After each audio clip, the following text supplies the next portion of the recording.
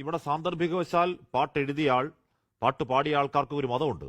സാന്ദർഭികവശാൽ വന്നു പോയതാണ് സാധനം. അവരുടെ മതം എടുത്തു വെച്ചുള്ള ഈ പറയുന്ന സൈബർ അധിക്ഷേപങ്ങൾ പലയിടത്ത് നമ്മൾ കാണുകയും ചെയ്യുന്നുണ്ട്.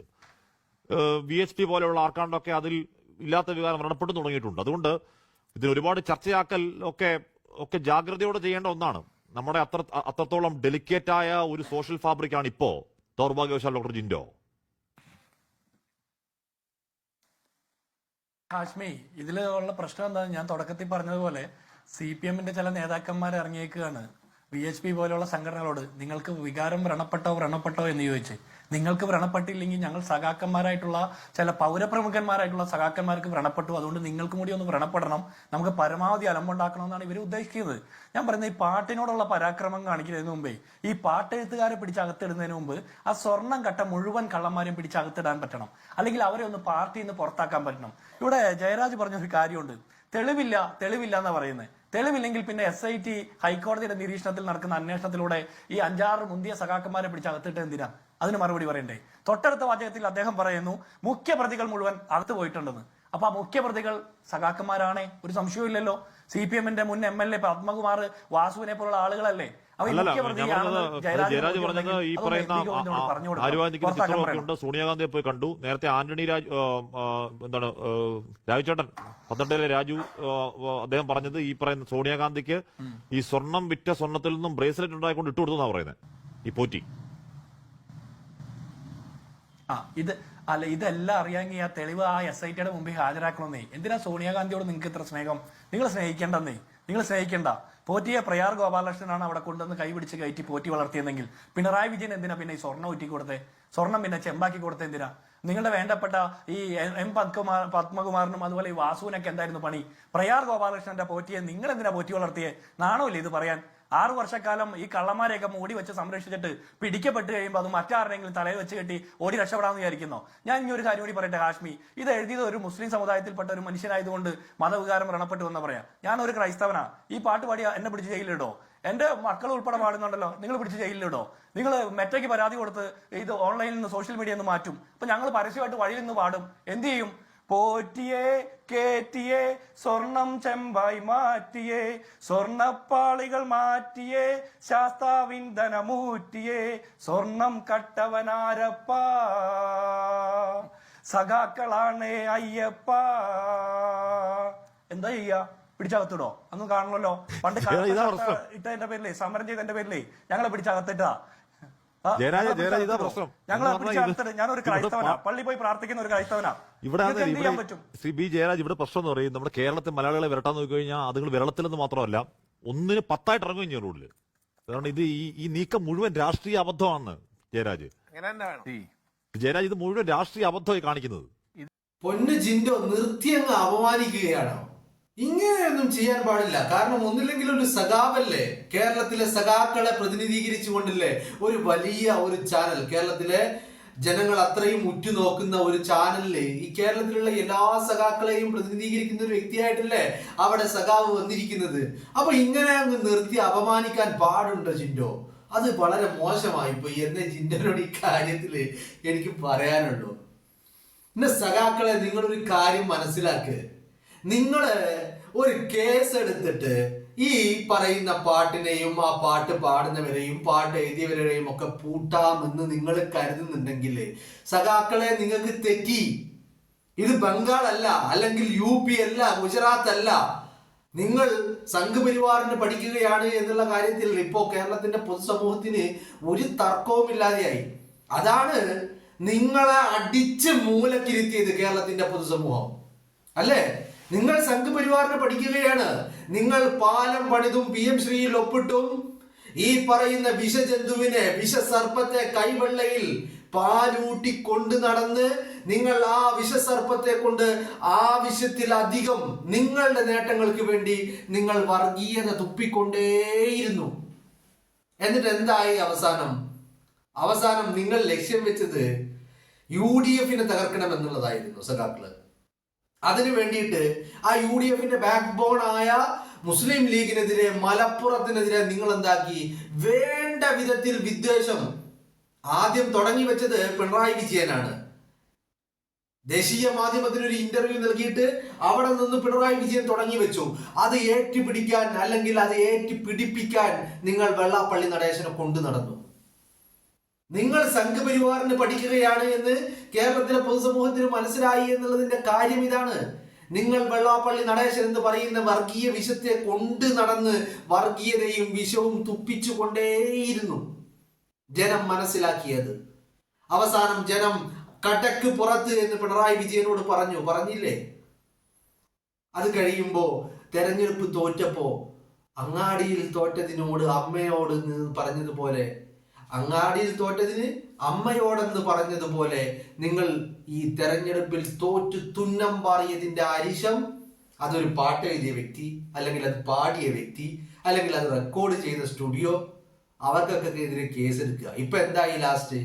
കേരളം ഒരു പക്ഷേ നിങ്ങളൊന്ന് ആലോചിച്ച് നോക്ക്, നിങ്ങൾ ഈ പരാതി ഉണ്ടായില്ലായിരുന്നെങ്കിൽ, ഈ കേസ് ഇല്ലായിരുന്നുവെങ്കിൽ കേരളം ഈ പാട്ട് കേട്ടിട്ടുണ്ടായിരുന്നില്ലന്നേ.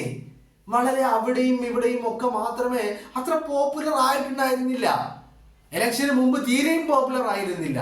ഇലക്ഷൻ കഴിഞ്ഞപ്പോഴാണ് ഈ പറയുന്ന ഇലക്ഷന്റെ റിസൾട്ട് വന്നതിൽ പിന്നെയാണ് ഈ പാട്ട് പിന്നെയും കേട്ടത്. അത് ആ ഇലക്ഷന്റെ റിസൾട്ട് വന്ന അന്നത്തോടെ അവസാനിക്കുകയും ചെയ്തു. എന്ന് പറഞ്ഞാൽ ഡിസംബർ 13 കൗണ്ടിങ് ഇങ്ങനെ പുരോഗമിച്ച് UDF വലിയ തരംഗമായി കേരളത്തിൽ ആഞ്ഞടിക്കുമ്പോൾ ഈ പാട്ട് അവിടെയും ഇവിടെയൊക്കെ കേട്ടിരുന്നു. ഇല്ല എന്നൊന്നും ഞാൻ പറയുന്നില്ല.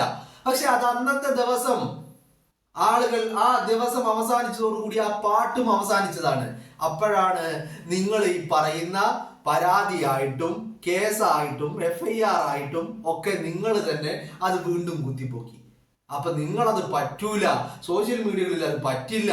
നിങ്ങൾ കത്തയച്ചും നോട്ടീസ് അയച്ചും മെറ്റക്കും ഫേസ്ബുക്കിലും യൂട്യൂബിലും ഒക്കെ കത്തയച്ചും നോട്ടീസ് അയച്ചും ഈ പാട്ടങ്ങ് ഇല്ലാതാക്കാൻ നിങ്ങൾ കരുതിയപ്പോ കേരളത്തിലെ ജനം അതങ്ങ് പാടി തുടങ്ങി. ഏറ്റുപാടി, പിഞ്ചു കുഞ്ഞുങ്ങൾ വരെ ഏറ്റുപാടി.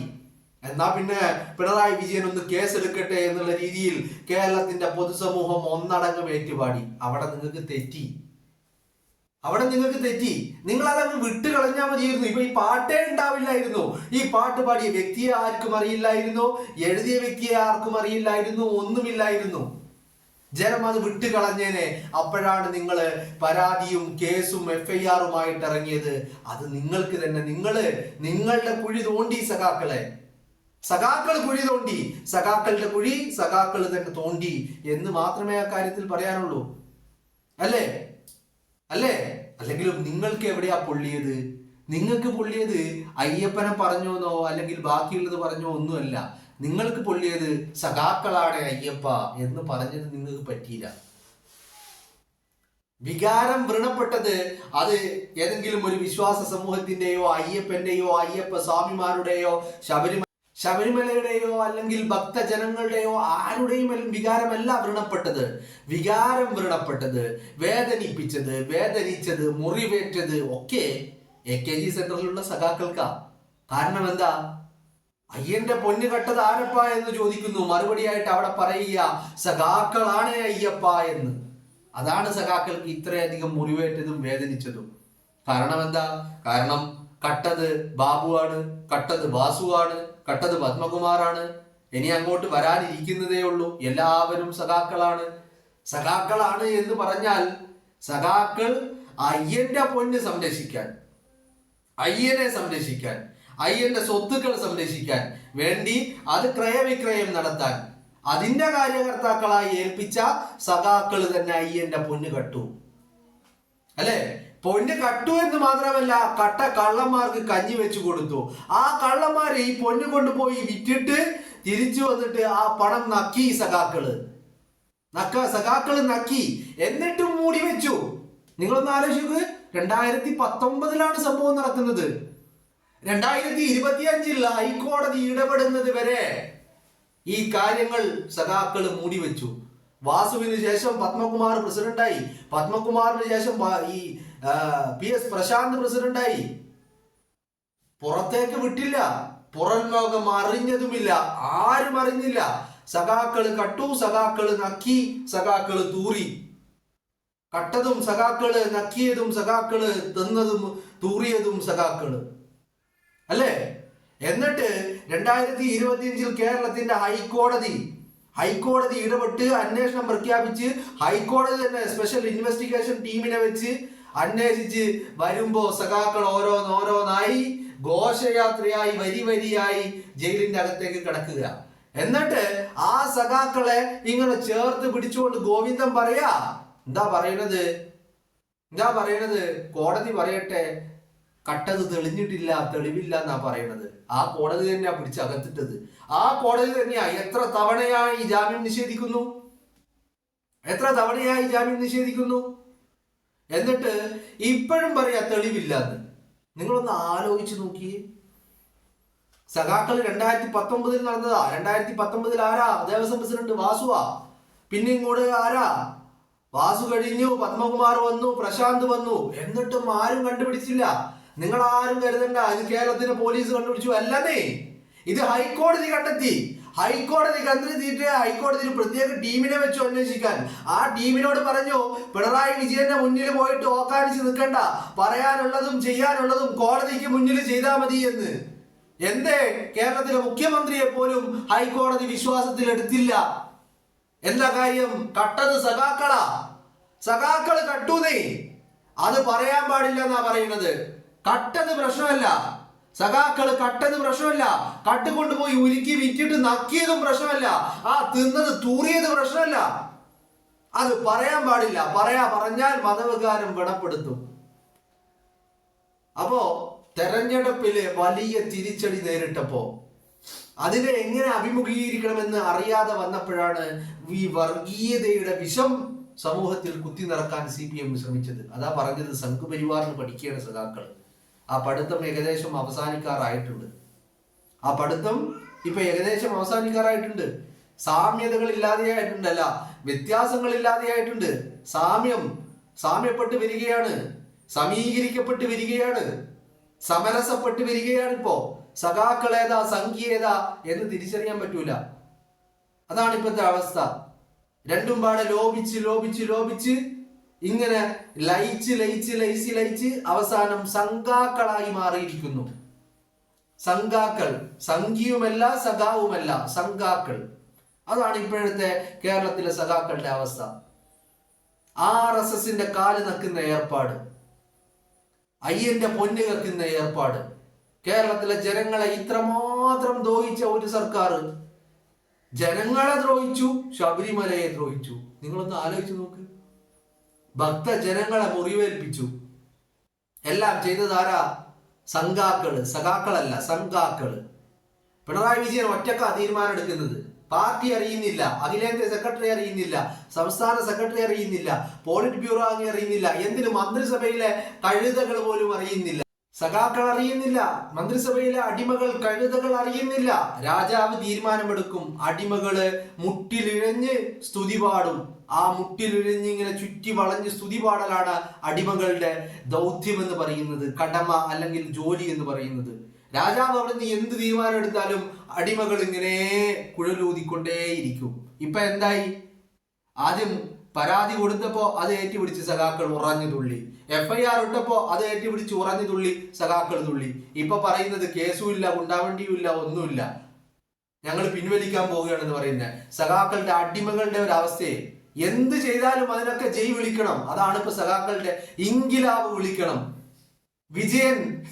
പക്ഷെ ഈ ഇൻകിലാബിന് എന്താണെന്നറിയാമോ? നിലപാടില്ല. ആദ്യം കേസെടുത്തു, ഇപ്പൊ കേസ് പിൻവലിക്കുന്നു. രണ്ടിനും ഇൻകിലാബ് വിളിക്കാൻ അടിമകളുണ്ട്. മുട്ടിലിഴയുന്ന സ്തുതിപാഠക സംഘം ഇങ്ങനെ ചുറ്റും കൂടി 24 മണിക്കൂറും പാടിക്കൊണ്ടിരിക്കുകയാണ്. ഇരട്ടച്ചങ്കനാണ്, കപ്പിത്താനാണ്, ആനയാണ്, മണ്ണാങ്കട്ടയാണ്. ഒന്നുമല്ല, ഒരു തേങ്ങയല്ല, അത്രയേ ഉള്ളൂ. എന്തോ ഇരട്ടച്ചങ്ക് പോയിട്ട് ഒന്നെന്നെ മര്യാദക്കില്ല. ഓട്ടയാണ് വിജയന്റെ ചങ്ക്, ഓട്ടയാണ് എന്നുള്ളതാണ്.